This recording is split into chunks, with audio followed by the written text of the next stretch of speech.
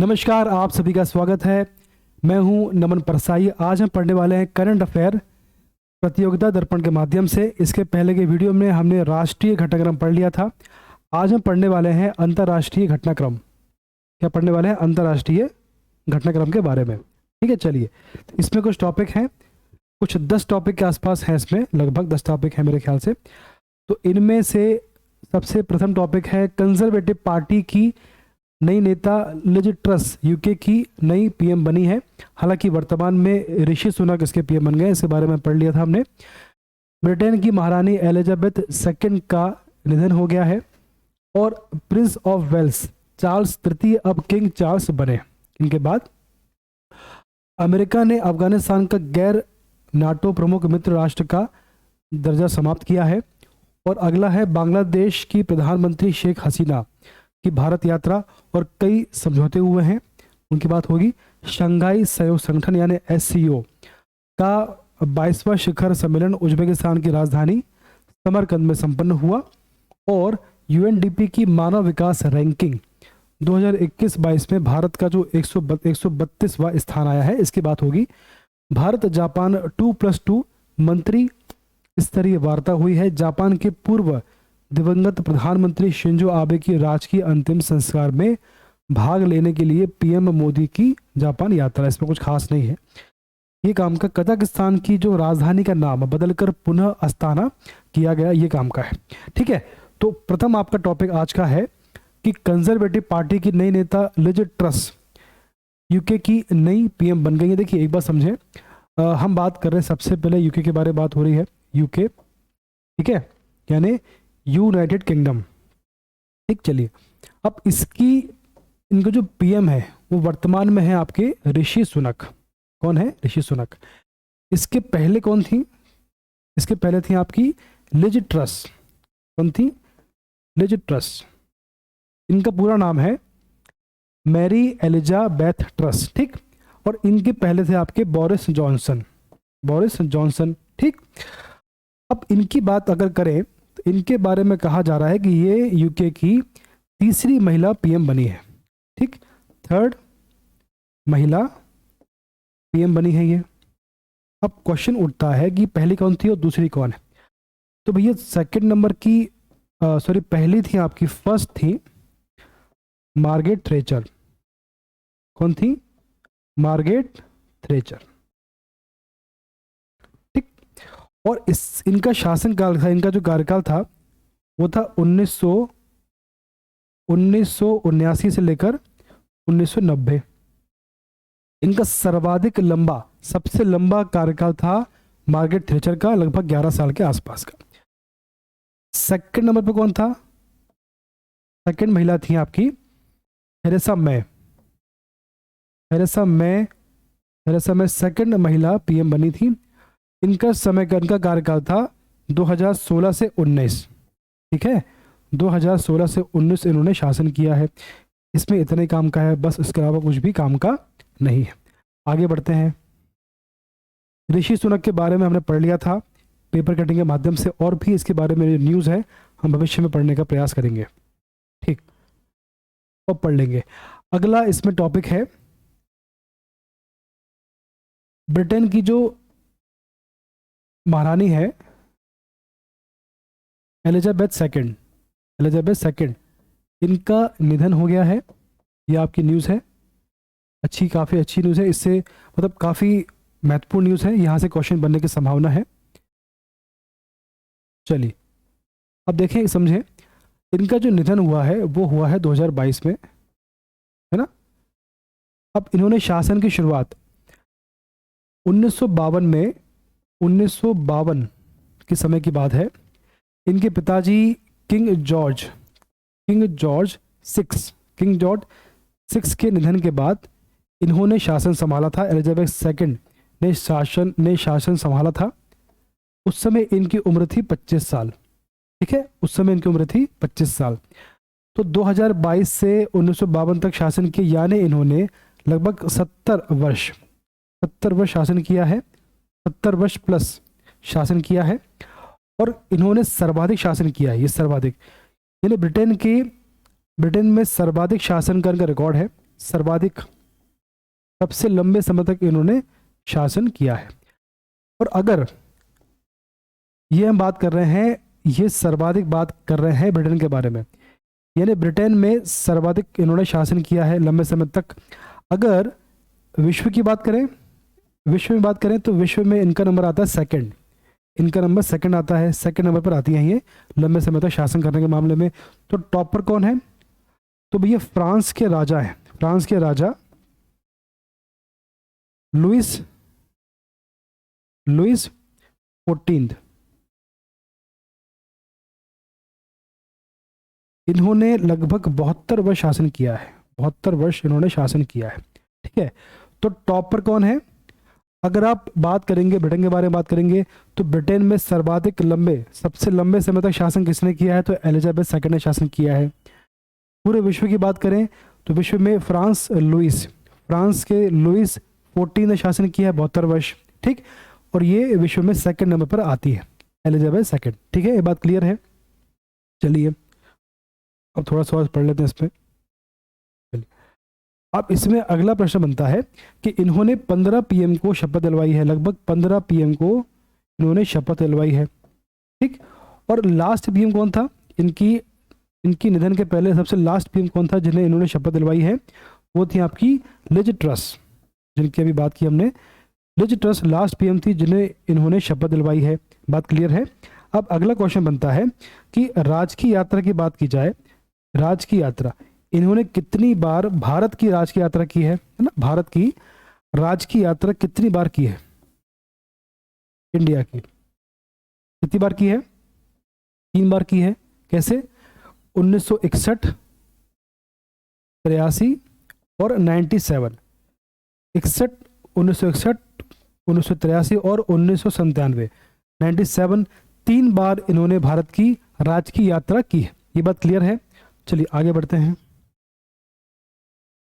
अब देखिए इसमें लिखा हुआ है कि महारानी एलिजाबेथ द्वितीय ब्रिटेन के साथ साथ 14 अन्य राष्ट्रमंडल देशों की भी महारानी थी। 14 अन्य राष्ट्रमंडल देशों की भी ये महारानी थी। चलिए अगला क्वेश्चन बनता, अगला आपका टॉपिक है प्रिंस ऑफ वेल्स चार्ल्स तृतीय अब किंग चार्ल्स बन गए हैं। फोटो आपके सामने, इसमें लिखा है सेंट जेम्स पैलेस में क्वीन कैमिला व किंग चार्ल्स तृतीय। ठीक, महारानी एलिजाबेथ सेकंड के निधन के बाद उनके ज्येष्ठ पुत्र चार्ल्स तृतीय ब्रिटेन के नए सम्राट बन गए हैं। ये बात क्लियर है।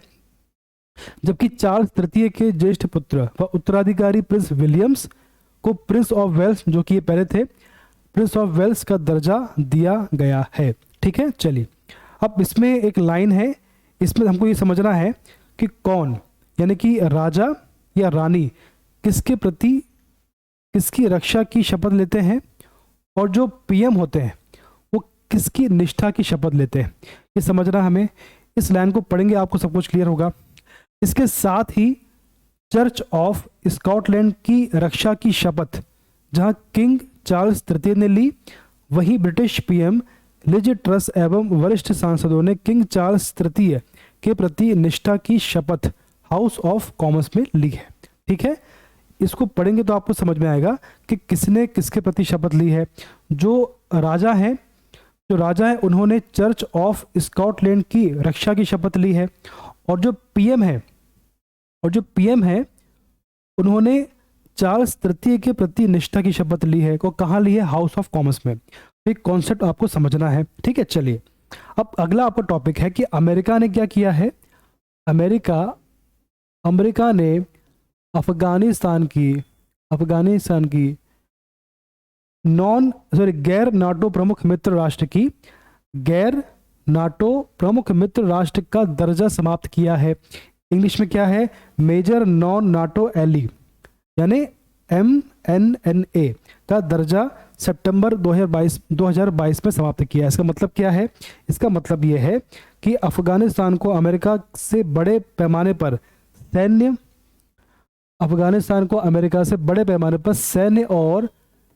सैन्य और आर्थिक मदद अब नहीं मिलेगी। आर्थिक मदद नहीं मिलेगी, कैंसिल। इसके पहले जो मिल रही थी अब वो नहीं मिलेगी। क्यों? क्योंकि इनका जो गैर नाटो प्रमुख मित्र राष्ट्र का जो दर्जा था उसे समाप्त किया गया, उसे खत्म कर दिया गया। इसके बाद इन्हें कोई भी हेल्प नहीं मिलने वाली है। ये बात क्लियर है आपको? चलिए, अगला आपको टॉपिक इंपॉर्टेंट है कि जो बांग्लादेश है और इंडिया के मध्य में कुछ समझौता हुआ है। क्यों हुआ है? क्योंकि बांग्लादेश के जो पीएम है उनकी भारत यात्रा हुई है। कब हुई है? 5 से 8 सितंबर 2022 को, 3 वर्ष के अंतराल के बाद इनकी भारत यात्रा हुई है। इससे पहले 2019 में इनके भारत आई थी। ठीक है। अब इसमें मुद्दा यह है कि बांग्लादेश और इंडिया के बीच में क्या क्या समझौता हुए हैं। भाई, शेख हसीना भारत आई है तो इन दोनों के मध्य में कुछ समझौते हुए होंगे, सिंपल सी बात है। अगर आप संख्या की बात करें तो इन दोनों के मध्य में लगभग 7 समझौते हुए हैं। ठीक है। और इसमें सबसे प्रमुख जो समझौता कहा जा रहा है वो है नदी जल बंटवारे के बारे में बात हो रही है। नदी जल बंटवारे के संबंध में इनके बीच में जो समझौता हुआ है उसको सबसे प्रमुख माना जा रहा है। ऐसा क्यों? क्योंकि भारत और बांग्लादेश के मध्य में लगभग 54 नदियां बहती हैं। 54 नदियों का जल प्रवाह होता है, ये बात क्लियर है। अब इसमें से एक नदी है कुशियारी। क्या नाम है? कुशियारी। इस नदी के जल बंटवारे के संबंध में समझौते पर हस्ताक्षर हुआ है। तो बेसिकली 7 समझौते हुए हैं, उनमें से एक है आपका कुशियारी नदी का जल बंटवारे को लेकर समझौता। ठीक। बाकी 6 कौन से हैं? बाकी 6 कौन से उनको पढ़ेंगे हम लोग, समझते हैं। आइए देखिए, नदी जल बंटवारे का मुद्दा द्विपक्षीय वार्ता के सबसे प्रमुख मुद्दों में शामिल रहा। दोनों देशों के बीच 54 विभिन्न नदियां नदियों का प्रवाह साझा है, किंतु जल विभाजन समझौते अभी कुछ ही नदियों के मामले में हुए हैं। तीस्ता नदी के जल बंटवारे को लेकर शीघ्र समाधान का अनुरोध मेजबान पीएम ने मोदी जी से किया है। ठीक है। अब इसके साथ ही कुशियारी नदी के मामले में एक अंतरिम जल बंटवारा समझौता पर हस्ताक्षर इस यात्रा के दौरान किया गया है। कुशियारी नदी को लेकर इसमें अंतरिम जल बंटवारे को लेकर इसमें समझौते पर हस्ताक्षर किए गए हैं। ठीक है।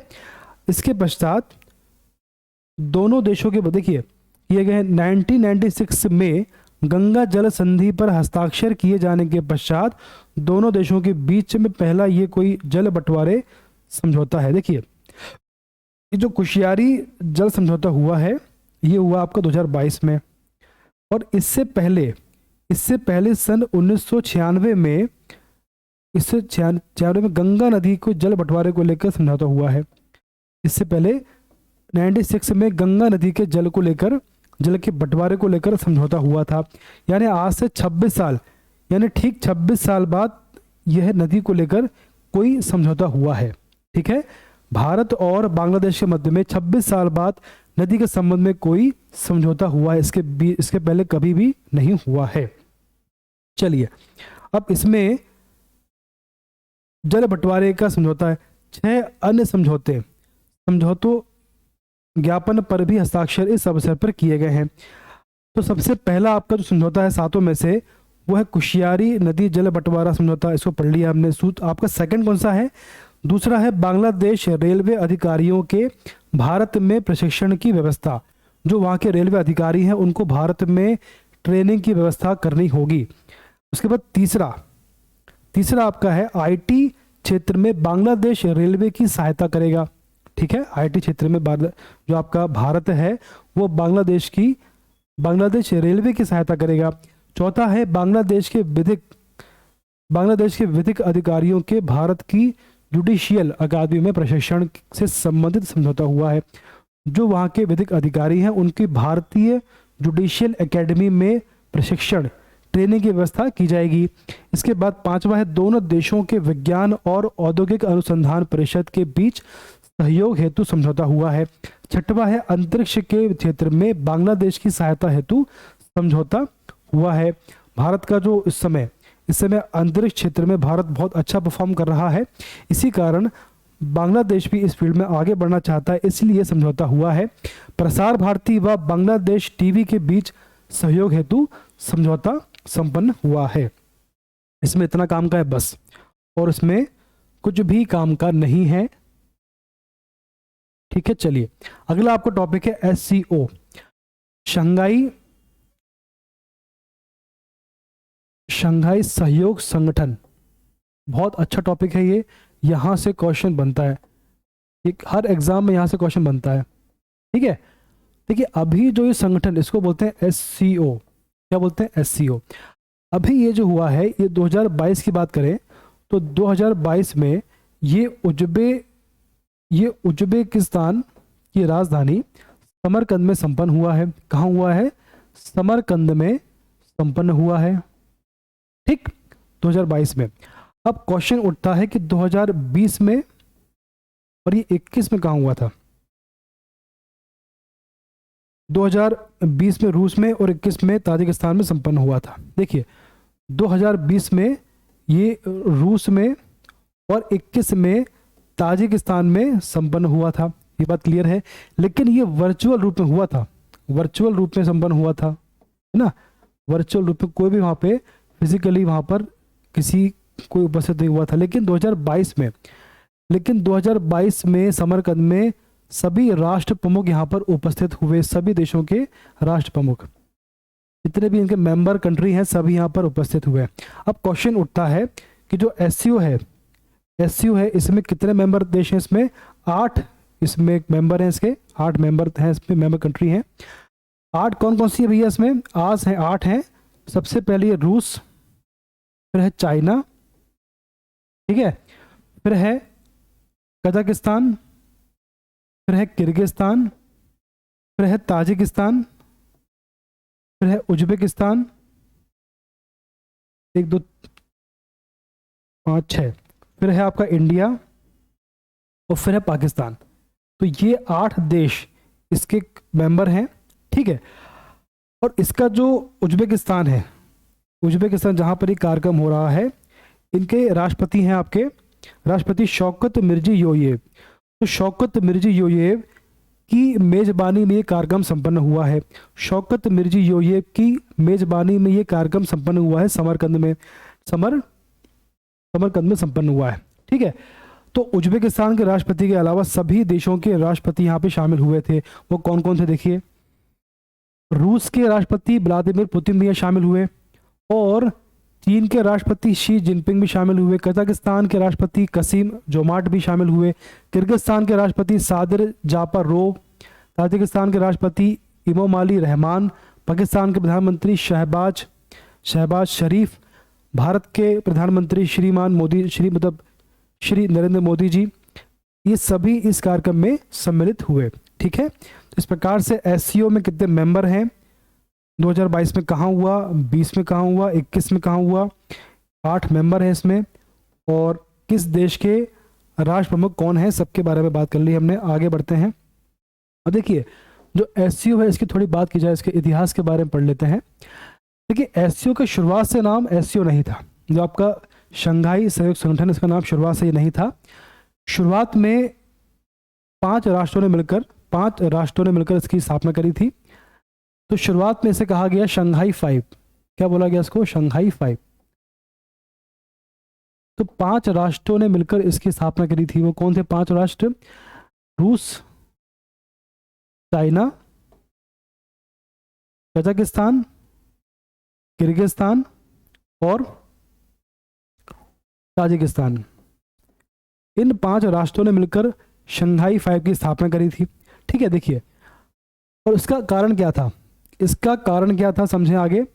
मध्य एशिया में सुरक्षा चिंताओं के परिप्रेक्ष्य में पारस्परिक सहयोग बढ़ाने के उद्देश्य से शंघाई 5 नाम से एक समूह की स्थापना की गई थी। रूस, चीन, किर्गिस्तान, कजाकिस्तान व ताजिकिस्तान द्वारा 1996 में इसकी स्थापना की गई थी। ठीक, शंघाई में की गई थी। यह 5 देश ही शंघाई 5 के संस्थापक राष्ट्र थे। ठीक है, ये 5 देश शंघाई 5 के संस्थापक राष्ट्र थे। ये बात क्लियर है। इसके बाद 2001 में उज्बेकिस्तान को इसमें ऐड किया गया, तब इसका नाम पड़ा शंघाई सहयोग संगठन, SCO। ठीक है, 2001 में इसका नाम पड़ गया। फिर 2017 में इंडिया और पाकिस्तान को भी इसमें ऐड किया गया। तो क्वेश्चन बनता है कि भारत इसका मेंबर कब बना, तो आंसर होगा 2017 में। ये बात क्लियर है।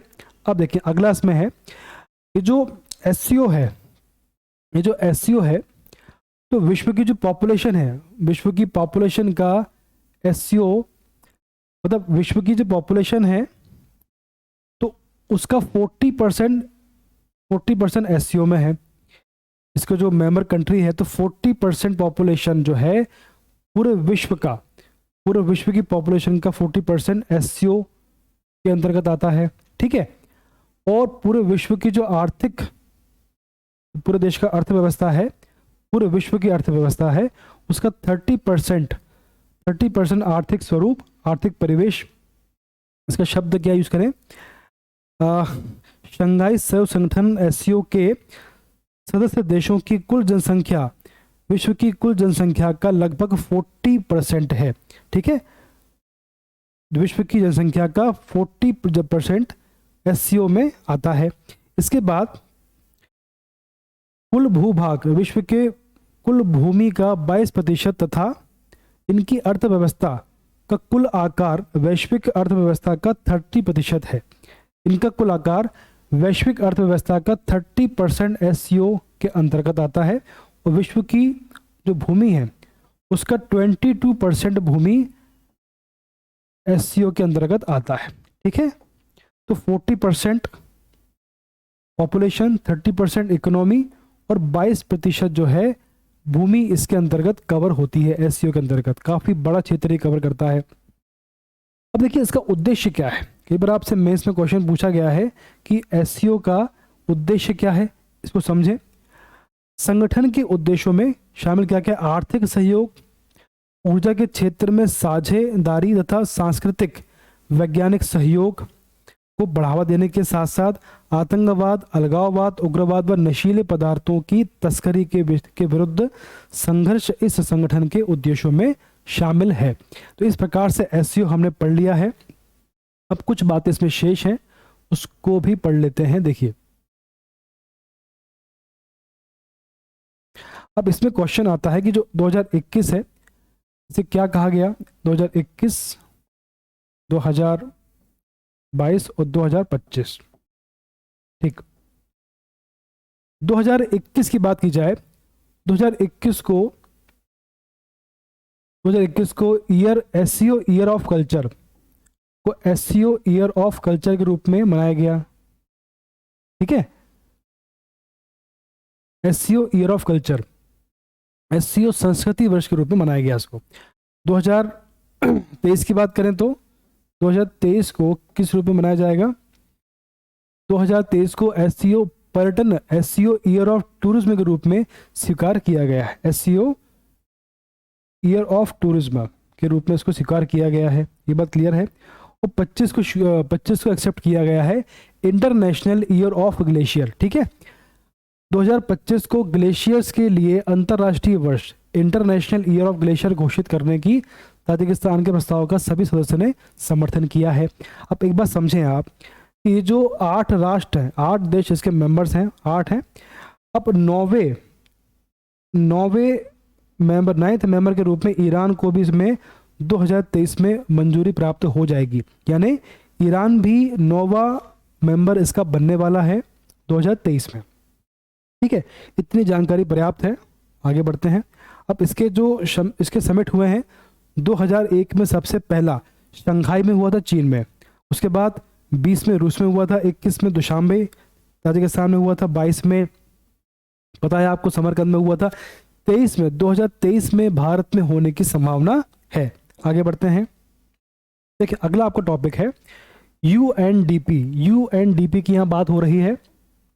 इनकी रिपोर्ट आती है HDI, human development index, human development index की आई है। इसमें भारत की रैंकिंग है 191 में से 132। ठीक है। और इसके पहले इनकी रैंकिंग थी 189 में से 131। यानी -1 की गिरावट है। यानी इससे पहले 2020 में 131 थी और अभी हो गई 132, यानी -1 की जो गिरावट आई है। अब इसके गिरावट का कारण क्या है, अगर हम इसकी बात करें, इसका कारण क्या है, इसका रीजन क्या है, इसका कारण क्या है? इसका कारण है जीवन प्रत्याशा में कमी आना। जीवन प्रत्याशा में कमी आना। इसके पहले जीवन प्रत्याशा थी 69 पॉइंट समथिंग, 69 इसमें दिया हुआ है आंकड़ा, 69.7 थी, और इस बार है 67.2। ठीक है, 69.7 और 67.2, तो 2% की गिरावट जो आई है, इसी कारण से यहाँ पर भी -1 की गिरावट आई है। ये बात क्लियर है? तो कारण है जीवन प्रत्याशा। अब इसमें एक टॉपिक उठता है, ये जो HDI रिपोर्ट बनती है, इसका कैलकुलेशन का आधार क्या होता है, ये समझें आप पहले। ये जो रिपोर्ट बनती है, इसका कैलकुलेशन का आधार क्या होता है? 3 आधार पर इसका कैलकुलेशन होता है। ये क्वेश्चन प्री में आता है। 3 क्षेत्र हैं। पहला है शिक्षा, पहला है आपका शिक्षा, दूसरा है आपका स्वास्थ्य, पहला शिक्षा, दूसरा है स्वास्थ्य,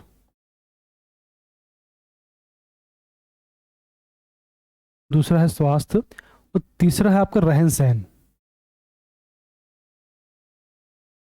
ठीक है, तीसरा आपका रहन सहन के स्तर, रहन सहन के स्तर। ठीक, ये 3 अध्ययन। अब ये 3 आपके जो आधार हैं, 3 क्षेत्र हैं, इनका आधार क्या है, इनका कैलकुलेशन कैसे होता है, ये समझें। तो स्वास्थ्य है, इसका होता है जीवन प्रत्याशा के आधार पर, कि भाई उस देश की जीवन प्रत्याशा कितनी है। जैसे भारत की अगर देखें, भारत की वर्तमान में देखें तो 67 है, तो उसके आधार पर आपका जो रैंकिंग होती है। ठीक, रहन सहन की बात करें, इसका आधार क्या है? इसका आधार है पर कैपिटा इनकम, यानी प्रति व्यक्ति आय, प्रति व्यक्ति आय इसके आधार पर होता है। और अगर शिक्षा की बात करें तो इसका होता है एक्सपेक्टेड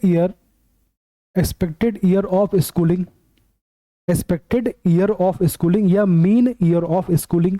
ये देखिए, एक्सपेक्टेड ईयर्स औफ स्कूलिंग यानी शिक्षा का स्कूलिंग के अपेक्षित वर्ष, या मीन ईयर्स ऑफ स्कूलिंग यानी शिक्षा के औसत वर्षों के आधार पर इसका कैलकुलेशन होता है। ठीक है, तो शिक्षा, स्वास्थ्य और रहन सहन का तरीका, रहन सहन का स्तर।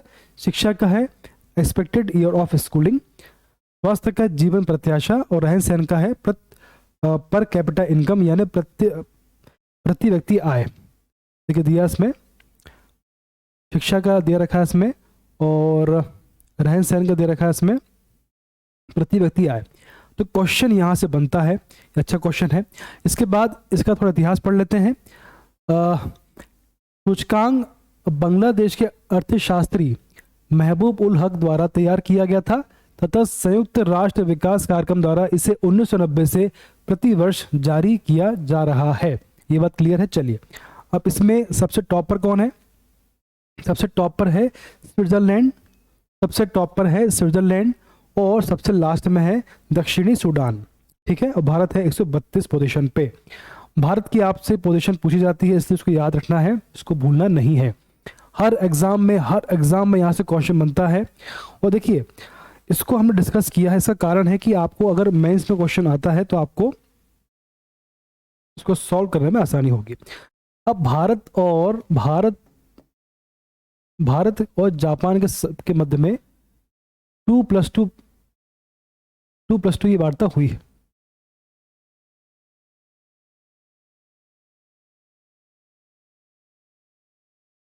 इनके मध्य में 2+2 वार्ता हुई है। ठीक, अब ये 2 का मतलब क्या है? 2 का मतलब है इसमें 2 मंत्री शामिल होते हैं। कौन से होते हैं? यानी दोनों देशों की तरफ से, भारत और जापान की तरफ से 2 मंत्री शामिल होते हैं। कौन कौन से होते हैं? पहला होता है रक्षा मंत्री, पहला होता है आपका रक्षा मंत्री, और दूसरा होता है विदेश मंत्री। तो भारत की तरफ से कौन शामिल हुआ? भारत के रक्षा मंत्री हैं श्री राजनाथ सिंह जी, इनके रक्षा मंत्री हैं भारत के। और विदेश मंत्री कौन है भारत के? एस जयशंकर भारत के विदेश मंत्री हैं। दोनों शामिल हुए। अब अगर जापान की बात की जाए तो भाई जापान के रक्षा मंत्री और विदेश मंत्री भी इसमें शामिल हुए थे। तो कौन है? देखिए आइए, तो जापान के रक्षा मंत्री हैं यासुकाजु हमदा और इनके विदेश मंत्री हैं योशीमासा हयाशी। ठीक है, तो यासुकाजु हमदा रक्षा मंत्री हैं और योशीमासा हयाशी ये विदेश मंत्री है, तो उनकी तरफ से ये शामिल हुए थे। ठीक है, इस प्रकार से। अब देखिए ये जो 2+2 वार्ता है ये किसके साथ होती है, इसके 4 देशों को इसमें शामिल किया गया। 4 देशों के साथ ही 2+2 वार्ता होती है। वो कौन कौन से देश हैं? अमेरिका, एक तो America, Japan, Australia, America, Japan, Australia और रूस।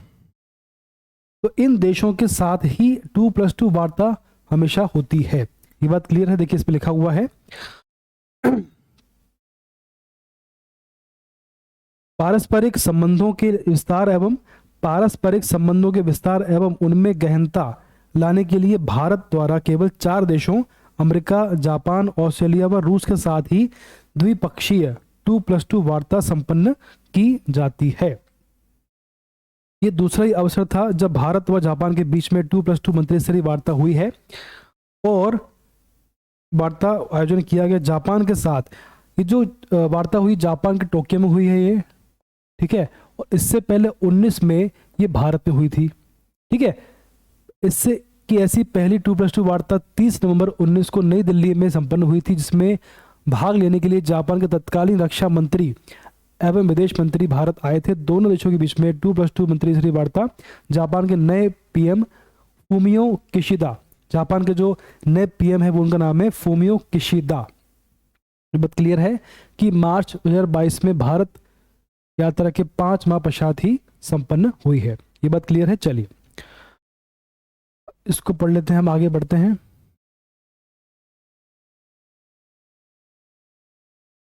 देखिए इस मैगजीन को पढ़ते रहिए आप, बहुत से एग्जाम में आपको लाभ देगा ये। ठीक है, चलिए अगला आपका है जापान के पूर्व, काम का नहीं है। देखिए अगला आपका टॉपिक है कजाकिस्तान की राजधानी का नाम बदलकर पुनः अस्ताना किया गया।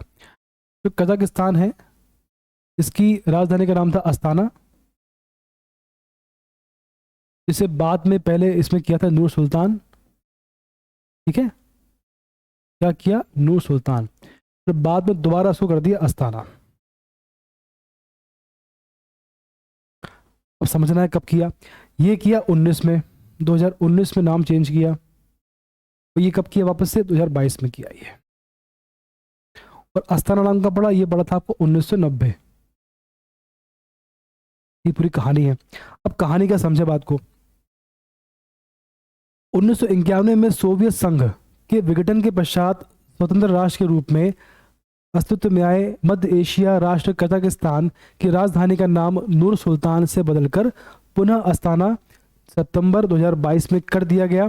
सोवियत संघ से विघटन के पश्चात कजाकिस्तान के पहले राष्ट्रपति नूर सुल्तान नजरबायेव कौन थे?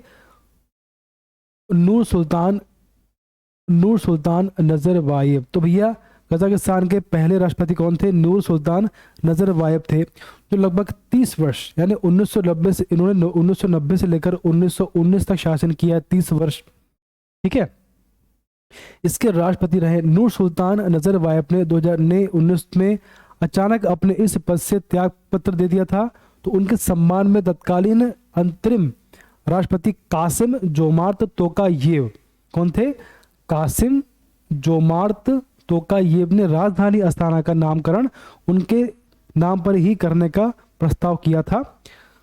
ठीक है, ये हो गया। तो इस प्रकार से अस्ताना का नाम चेंज हो गया, जो राजधानी का नाम चेंज होकर नूर सुल्तान कर दिया था। किसके नाम पर किया था? नूर सुल्तान नजरबायेव।